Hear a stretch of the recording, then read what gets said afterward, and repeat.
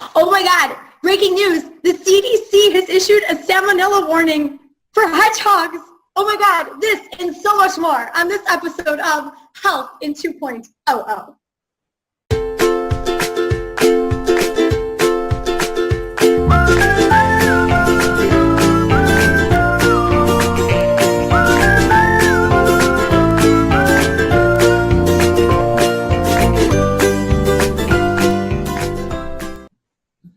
Jessica, oh my God.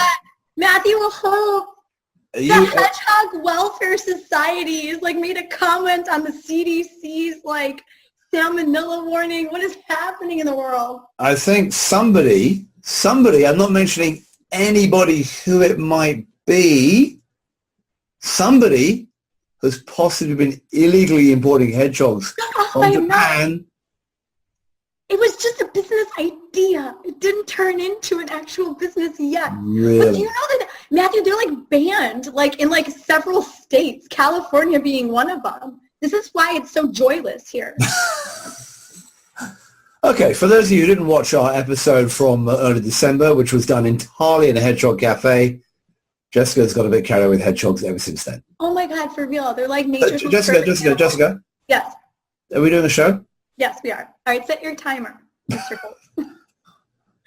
It's finally healthcare news that matters to me. Okay, are you ready? Here we go.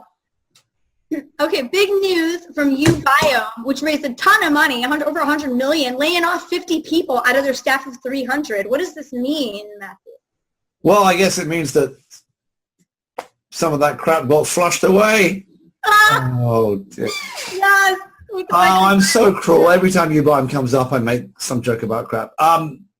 It's a business of doing diagnostics out of the microbiome, which, involves, and they do have a home test for it. $100 million seems to be a hell of a lot, although there's obviously a lot in the microbiome in terms of interesting bacteria and other stuff we can learn about. My suspicion is that this is one of those adjustments that they're not seeing as much as they would like out of various parts of their business. Probably the DDC test isn't going so well. They're probably trying to figure out if they can flip this into more like a 23andMe play of throwing the research to the pharma companies, and maybe that's the adjustments they've made. All right, we'll see. Planned Parenthood has launched a chatbot that's supposed to answer teenagers' questions about sexual health. Wow. Great. I know I'm all in favor. So Dr. Leanna Wen, who is the new former health commissioner of Baltimore and is now the new head of Planned Parenthood, great organization, and they've been doing a lot. They did some work with Lemonade in terms of testing. They've done a lot of work with some of these online services. And look, the reality is that Planned Parenthood is under siege, under assault. Sex education for teenagers is under siege and under assault. And the more that can be done, whether it's a bot or real people or some great videos. I'm on the board of an organization called YTH, which promotes youth tech and informed access to sexual information by technology. It's a great idea. We need more of it. More power to Planned Parenthood. Okay. Telehealth company Lively raised $16 million for a telehealth hearing assessment. Talk to me about this. Oh, you just got that one in. So Lively is a new company. There are a whole bunch of companies doing digital hearing aids. One called Livia AI, who I interviewed last year, I think, and a number of others. This is a hearing assessment. I know nothing about hearing assessments other than it's not clear they're covered under well trial visits, because I was charged by my insurance company for my son's hearing assessment. It was my daughter's hearing assessment during their well trial visit recently.